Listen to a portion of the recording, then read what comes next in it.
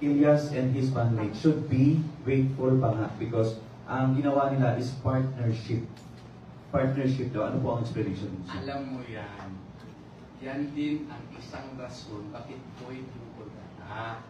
Kasi kung manager ka, may fiduciary relationship yan.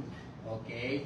What is a fiduciary relationship? It is a relationship characterized by trust and confidence. You said that siya lang ang nag-fill up ng 30%. Oo.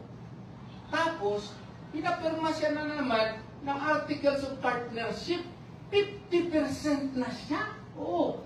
Owner na. O, akala ko ba, ahente ka? O, may ahente ba na mas powerful pa sa principal?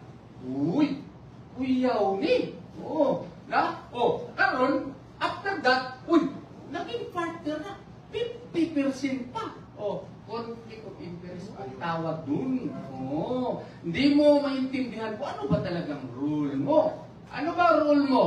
Ahente ka o partner? Bakit? Nakikita ba natin siya doon? Kasi 50-50 na kumakanta rin, kumikiyot-kiyot din para makita ng mga tao. Oo. Walaban! Oo.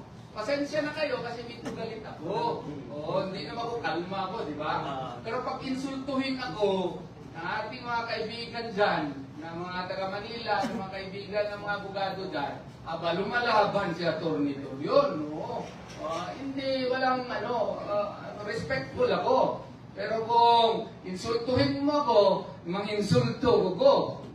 Attorney Torian, in relation to that, one of your posts earlier, you made mention, non-verbatim na ayaw niyo daog-dauga ang taga-Bukid kay musukol ni. Sa press conference last night, na may mga defamatory remarks na note